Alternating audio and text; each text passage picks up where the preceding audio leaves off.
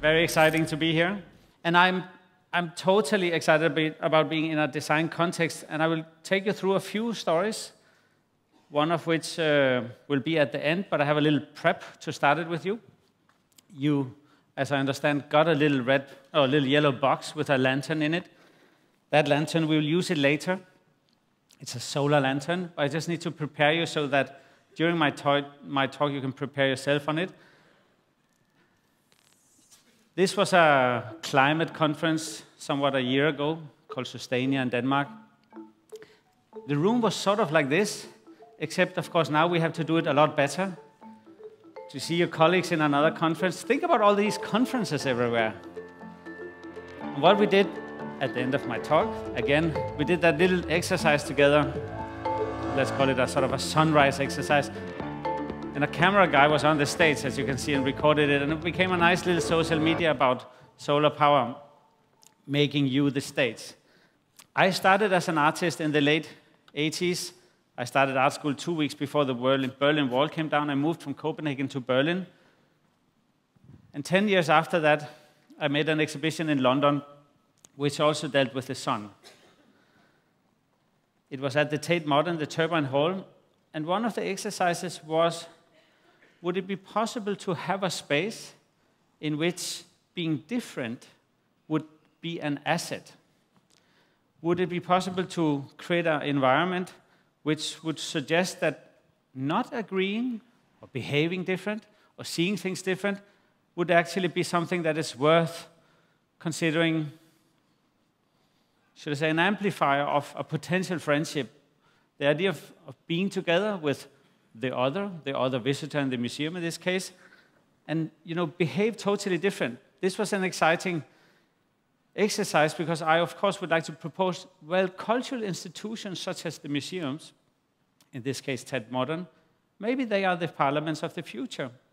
Maybe there is more democracy, maybe there is more sharing in an environment like this than with what we have seen in the political environments lately, right? The disagreeing on how and what and why maybe is the amplifier of the content. Let me take you through a few projects. This is a waterfall. One is in New York, the other one is at Versailles in Paris. Both New York and Versailles, they have a sort of an issue with size. It's all about the biggest, the longest, the strongest, the blah, blah, blah, right? So very sort of modern and to some extent very macho. So what we see when we see water falling is, of course, time passing. This is now a detail, but hold on to it. Water falling tells us not only what we're looking at, but also how far away it is. If you're out in nature, up in the mountains somewhere, and you see water falling very fast, it's a small waterfall close by, and if it falls very slow, that must be a bigger waterfall further away. So the falling of the water indicates a scale. It gives a space its dimension, which in return gives you your presence, right? It is as if you use the waterfall to look back at yourself from the perspective of the space. So waterfall, to some extent, is like a mirror. I look at the landscape. I haven't been to South Africa very often. I look at the landscape and I wonder, is that now a day hike, a week hike, or am I looking at a mountain, Table Mountain? What's that, 4 hours, 6 hours, 12 hours? If there is a waterfall, just as a suggestion, right? I could look at the waterfall and I would say, oh, that's 2 hours, or that's 10 hours. So do you see the point is that a waterfall in this case, in Versailles, is one situation. New York, Brooklyn Bridge is a different situation. It kicks back the scale, and once you have scale, you are more likely to make a jump, to meet somebody. You cannot meet in a space without any scale, because a space without scale is less likely to exercise hospitality. There was a lot of jumps very fast, but you get the point. So there is, for me, I mean, I of course love waterfalls, they just look great. But this idea of introducing a frictional element, it's not necessarily the spectacle of it, it's the way that we exercise, well, how do we make hospitality explicit? How do we exercise the inclusion that we talk about, but which is, it's so hard to give it shape? This is the Luciano Museum in Denmark. I took a riverbed from Iceland. We knocked in a different door on the side because the normal door was half covered by the 1.5 meter. This is the Green River. Who knows how much water flows through Stockholm? You know, is the water just some kind of postcard sort of asset to the city, or could we give the water its dimensionality back, bringing back the city to its spatial quality? See, now that's a bit tricky. Obviously, it looks pretty polluting and so on and so forth. It's not polluting, it's uranin that is used to trace water currents and so on and so forth. So these projects are very much about using, I call it artworks. I mean, you can call it what you want, but sort of situations to investigate, well, how do I actually know that I can sense my surroundings? And how do I know that I'm here? Am I actually here? Is what is surrounding me actually real? What constitutes this notion of reality? Here in this foggy room, we get blind. Blind in the sense of we walk in, and we go, oh my God, that's really nice. Oh, look at that great blue color. And then you go, like, oh, I can't see anything. And for one moment, approximately 8 seconds, you have lost your vision, but very quickly your ears, your sense of balance, your feet, you kind of start going like this, and your hands is out like this. We recalibrate our senses, meaning that we mistakenly took our way of perceiving the world for granted as being natural. The way we see things, the way we engage in things, is not natural, it's cultural. The way we organize our lives are not natural, I would argue, because it's so easy to take away the eyes, you'll be totally fine in a little while. And this is a lovely exercise because it's also very beautiful and you're not totally distrustful because you know you're in a museum and you have this exercise where you say, maybe I can recalibrate, maybe I can change. Maybe reality is in fact relative. And that was where the title came from. Your engagement has consequences. Same project, outside, in a garden, get lost, find yourself. I started working with these ephemeral ideas because I wanted to take away the focus on objecthood. I wanted to go away from the quantifiable nature and the quantifiable definition of what is real and what is not real. If I would have something ephemeral, like a rainbow here called beauty, something ephemeral would allow more space for the presence of the person, meaning that the experience of it, the sensation of it, would become the sculpture itself. Looking at a rainbow, as we know, I stand here, the water is over there, and if I move, the rainbow goes with me. Clearly the eye, the rainbow, and the sun, or the light for that matter, is the angle what constitutes the rainbow. If I close my eye, I could argue the rainbow is gone. Somebody standing over there sees a different rainbow. So here we are again. We have a space. We see two different rainbows, quite technically speaking. The other rainbow, it's a space in which we sort of see the same, but we see something different and we can still share it. Right? Same story as the beginning. But obviously looking at a rainbow, I mean, how exciting is that? So I thought that was pretty neat. And let's try to do that, in this case, on a rooftop of a museum as a permanent project. But maybe I could suggest that it's the movement. As I just said, it's the different positions. I'll stand on the roof of Aarhus here in Denmark, and I see the city red, which is very cool, because the city is like kind of totally red. Gradually, your eyes adjust. As you know, and now maybe it's too detailed, as you know, complementary to red is green. So you look at the red. Oh, it's kind of fading, but that's not. Actually, eyes are getting greener. So you see you have two curves. Say, okay, I'll move on. I walk from red into the yellow, but my eyes are green, right? So yellow plus green, that gives you a kind of very lemon yellow. So suddenly the color you are seeing, to make a long story short, is really a combination of how you see, your eyes projecting color, and what you see is actually and the quality of the glass. And maybe most importantly, if you don't move, the color won't change. If you are not active, nothing will change. Do you see? So unlike a painting museum, which is just downstairs, you go painting, nice, good painting, and then there's that gap, no art, no art, no art, different painting, Nice, great painting, good color. Maybe the going from here to here is really what's exciting. Maybe it's arriving to the museum and going home afterwards, which is exciting.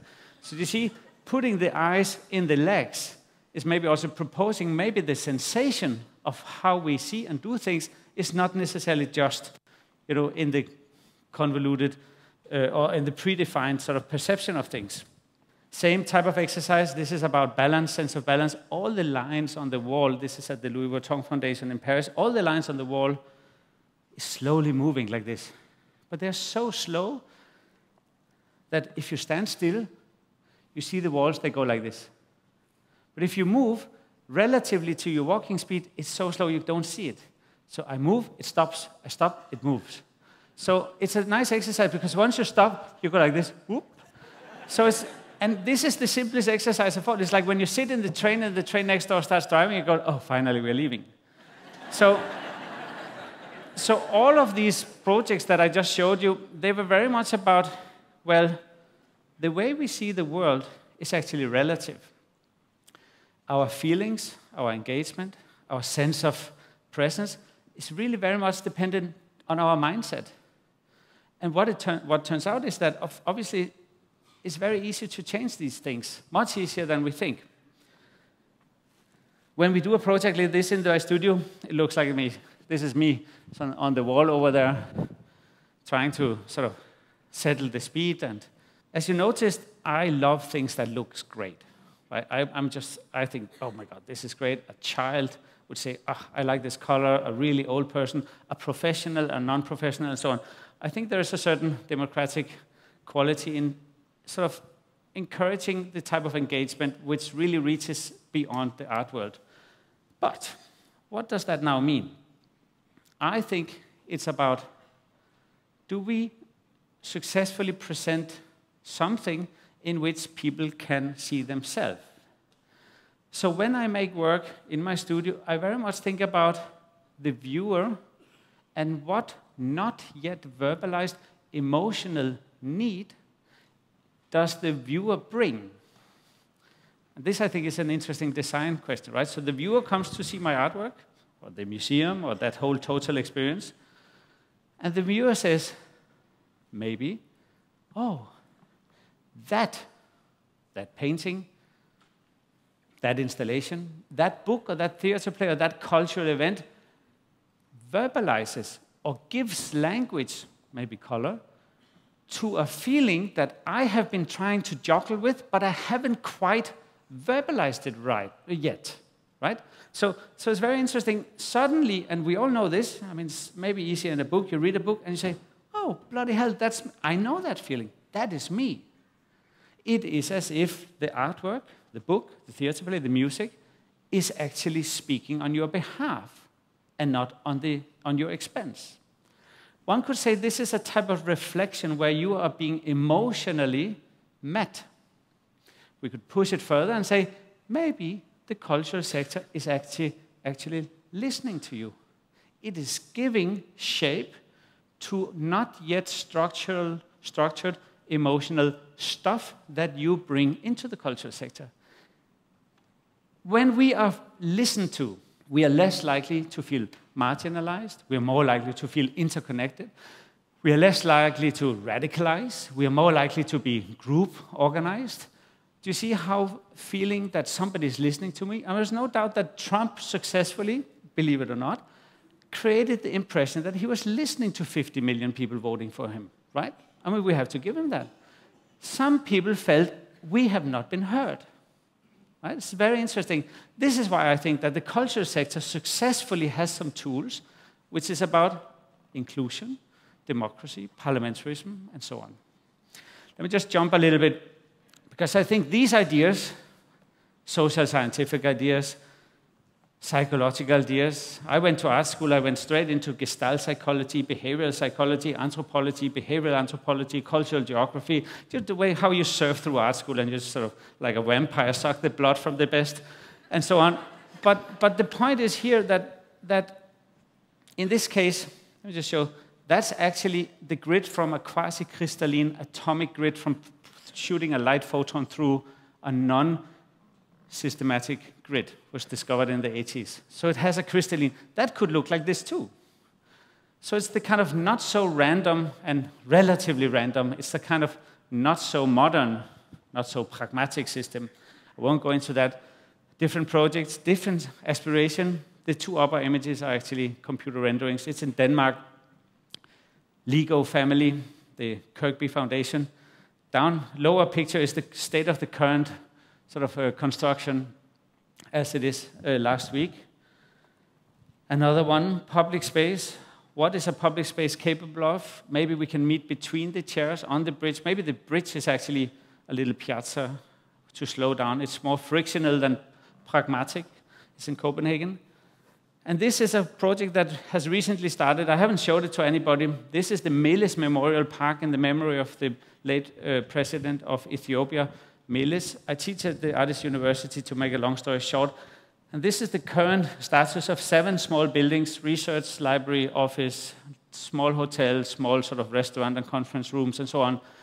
And there's a collaboration between my team in Berlin, a handful of local architecture students and some architects, and a very large group of craftsmen, botanics, animal, bird people really, a kind of correlation in which bird people, how should I say, people who knows about birds, because this is a natural aside, right? And as you can see, we are trying to propose a very contemporary idea with a very, how should I say, combine it with a lot of local crafts. Of course, we have proposed, and with some success, taking crafts from very different ethnic groups. So in the tissue of this project, we're hoping to present a kind of ethnic federalism, a unification, and so on and so forth, right? So I won't go too deep into this, but just to propose that the kind of value-based or content-driven ideas from the beginning, how to listen, can be transferred into other projects. And this is where it happens. My studio in Berlin, we have 100 people eating together, enjoying the discrepancy. We're very focused on why we do things. Once we know why, we are more motivated to translate that into how. This is the kitchen. The kitchen is incredibly active. So we have maybe the most political kitchen in Berlin, meaning that if we don't eat it, they throw it at politicians. This is a fermentation workshop, and they're so serious they even match. This is like a beet fermentation, and they even dress up to match. You know, I thought, because you're designers, I thought you might like that. But anyway, so the studio has this. It's like an organism. It's an evolution, and we focus a lot on, as I said, why. And there's a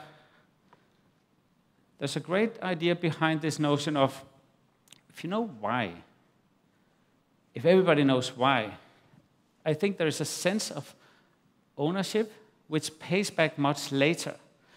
If people are just working, I think they might work as fast, as efficient, as good, but when it comes to afterwards, when we are home, and you have to invest that little money you made that day, do you now invest it for common good?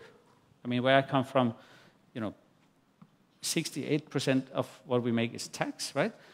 The idea of paying tax, or do you invest it to your own good? And see, now that's a different and very large topic, but because we have all this populism and nationalism, the sense of we-ness is decreasing in size. So this studio, for me, is very much about how do a we-ness project actually feel like? So we talk, and I'm not saying we agree at all, and I guess that's a part of it, but the whole point is that inclusion and we-ness has become a general agenda in the studio. And this is why we, some years ago, started getting more involved with policy-driven projects.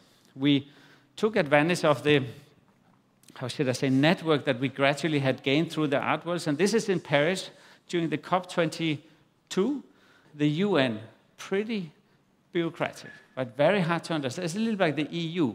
We love it, but we don't know how to, where is the emotional narrative? So could we add to the UN which I'm a big supporter of the UN, could we show what that environmental report, IPCC climate report, which a lot of people say is the most important piece of paper after the Bible and the Quran and all the, besides them, most important paper, maybe even more important if you ask me. But so gradually and successfully, we, with the studio, developed a kind of a policy skill. Believe me, that was not easy, but it was very much about how do we translate what the report says into physical activity, also for grown-ups, of course. But how do we touch global warming so that once we walk over there and you go, oh, this is ice, and then you go, oh, it's really beautiful, and then you touch it and say, oh, it's really cold. And you see, that moment you realize knowing about Greenland, ice, melting, IPCC, UN, touching, you go, oh, now I know how my idea feels. And of course, the distance between thinking and doing needs to be bridged somehow. Who are likely to bridge these things? I think it's the people, such as you, who combine an idea with a body, or takes the head into the ground and all these things, right? Like we have heard today. How does thoughts feel like? This was also very much about the Green Light project, started in Vienna once the refugee crisis brought quite some attention to Vienna, through Greece, Vienna, walking into Germany.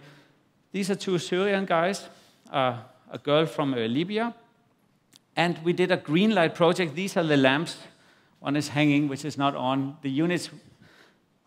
And to make a long story short, this is also what I'm doing for the Venice Biennial now in Italy in May.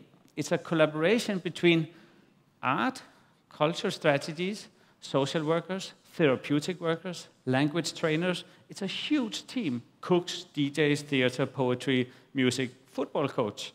And once you bring that together and you say, let's sit around a table, right? Everybody work. We focused on young teenage, unaccompanied refugees, 14 to 21, sort of high-risk target group, and so on and so forth. And then we started a workshop format where according to law, we could not pay salaries, so the salary was learning, language learning, and also skill development things, and so on.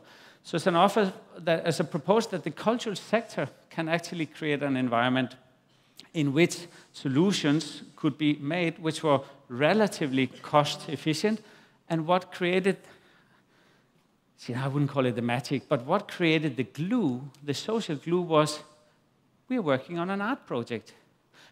But between us, it's just like the stone in the soup.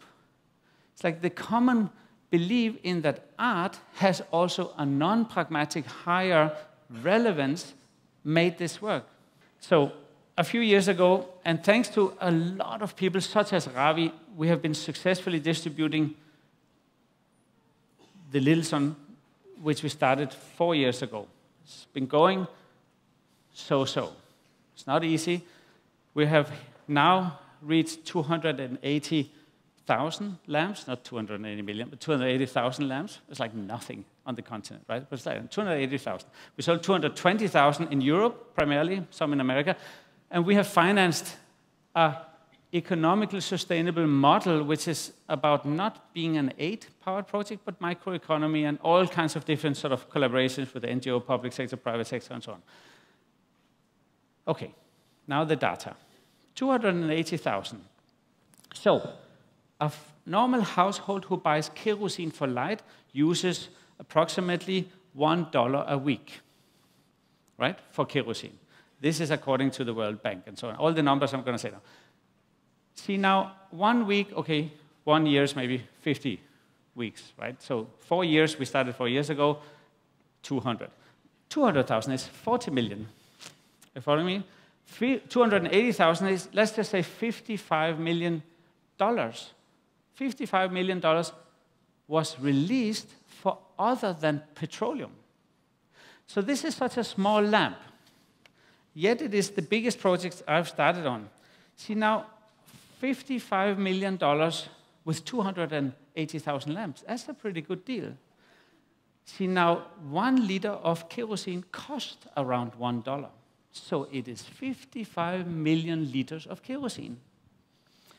MST, which is a shipping term. MST is mid-sized tanker. A mid-sized tanker is 43 million tons of petroleum. So we just crossed, in October last year, having taken out one tanker delivering petroleum to the continent. If you translate that petroleum on the equation of how much CO2, how many tons, we are just about 100,000 tons of CO2 reduced, having not burned that 55 million liters of petroleum, having not shipped them, left that money on something else. So, for the people who love data, this has had a significant impact in terms of economical growth, environmental, and so one tanker, it's about 1,000 swimming pools full of petroleum. Just look that up too. So that is the one side of the story. But what I think is more interesting, because I'm the emotional guy, is that I designed this with the idea that aspiration and design could carry something that most of the people consider very functional, especially the people in the global north. It's Africa. Just make sure it works. They don't care about design anyway, right? Very German, right? Gitte said. We got that advice. We visited Gitte said in Addis Ababa and said, can you give us some money for this? No, this is all about beauty. You don't need that here. Just make it look like an ice hockey puck. So there you have it. They're not so bad after all. But essentially, it's been a little bit uphill proposing, well, maybe when you talk to people and you have 5 lamps, one is pragmatic and out here there's one is emotional, what do people take? Obviously, we went out, asked, what do you want to do when you illuminate things? Well, I want to have a party. The Germans, they would say, well, they need to read. Fair enough. I mean, it's not all wrong, but I like this idea. Well, if I have a lamp, my friends can come over and I can have a beer, right? Maybe this is more interesting, because once you're together and you have a situation going, and so on. Do you see? I'm just trying to propose, this was very much developed with this idea, well, maybe what people want is more important than what we think that we should be telling people that they want. That's how it started. And obviously, we've been pushing a language, a campaign, a sort of identity where the need, the listening effect, the emotional need is the same whether you are in the global north or in the global south. My daughter, reading bedtime stories, and says, where does all the tons of CO2 that you keep saying that we have saved, where do you store them, she asked. Where are they? Can I see them? And then I gradually realized, oh my God, my daughter goes to 4th grade. She doesn't even know what a ton of CO2 is. What school is she going to, considering the world today, right? So see, these are the kind of discussions that this can be used for in the global north. And it's exactly the same once we are at the kiosk in Addis Ababa, which is one of our great test kiosks. It's the same discussion, CO2. People who come drive, taxi driver stops by, gets a cigarette. Let me take one of those solar lamps because the CO2, blah, blah, blah. I'm proposing that there is a dialogue everywhere, which is very much more the same than what we think, having grown up in a very counterproductive narrative about what is the continent about and what does it do. And obviously you being the protagonist who's been changing this, not at least the design in Indaba, I'm so excited about being in the sort of slipstream of this. And these are the general groups, one producer, other producer. My point is here, this is Marrakesh. So we worked so hard to take the solar initiatives up to the forefront at Marrakesh. This is the opening event at Marrakesh, COP20. See, now that's the COP22, right? The other one is COP21. And this is now to propose the cultural sector in which we all collaborate. We have an extra asset, but we are too, how should I say, we're not good enough in trading in on it, saying what we do is actually so important. When we take design decisions, when we shape something, when we say, oh, red is better than blue, the creativity is not whether it's bloody red or blue. It's kind of there's a formal thing, but the consequences, if we say red, a whole world changes there. If we say blue, there's a whole world changes there. And the designing ability to sort of see that creativity is in the consequences of what we do is so interesting, because once we can, if you don't mind me saying, translate that currency into action, well, we are cultural protagonists and we are bloody important. Then we can tell the COP21 or 2, listen guys, you're lost. Nobody trusts you. If you need to be trusted, you better work with the cultural sector. And this is how we got into the opening. As you can see, they're not really excited about holding the little sons in their hands, but generally speaking, it was not so bad. Now they all feel that they did a little bit and so on and so forth. So, finally, mobile charger. So, tonight, at the concert later, nightscape, good feelings, amazing music. We are not launching, but pre-launching. So everything we learned from Little Sun went into this little friend here. It's called Little Sun Diamond. So we kept asking, people said, this is for children, right? It's too much for women and children. We need something more. Right? So we did a lot of design tests, Senegal, Zimbabwe, Namibia, Ethiopia. And what people love? Diamonds. And I love this idea of, let's take back the diamonds. So, going on down that route, and this, of course, maybe sounds a little more complex than I had intended. Let's just see. So the diamond, the trick is really, how do we bring the price down to compete with the oil sector, right? The petroleum ships, right? What is the most efficient? So smaller, less plastic. Plastic is petroleum. Anyway, here. So, but as you see, the light, functional light in the middle, do your homework. Party light on the side. Right?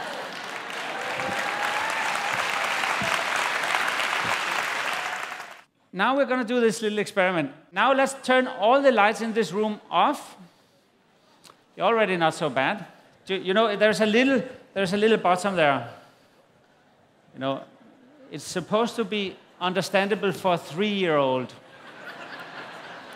What you're going to do is you're going to turn it off and keep it sort of hold it to your body.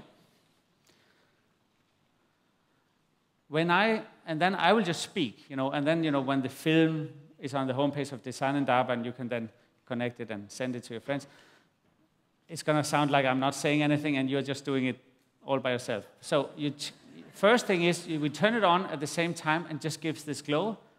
And then let's do like a quite robust up once we start, right? Up. And then we're going to have to do one side. Instead of in the Denmark, they went, oh. No, we do up. And then we do one side. And don't hit the person next to you. Boom, right? But go like, boom. And then we do the sunrise. And once you do the sunrise, when we come over here, you might want to turn to the person next to you. So you are illuminating your friend. And that's it. So put it to your chest. Then you turn it on. Oh, nice, huh? Yeah. We turn the lamp around. And then we go up fast. Over and over to the side fast. And now it's a long journey. Keep going. Slow. Slow. And your friend.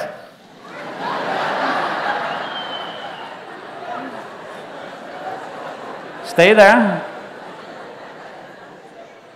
Oh, you're so beautiful. Thank you so much, everybody.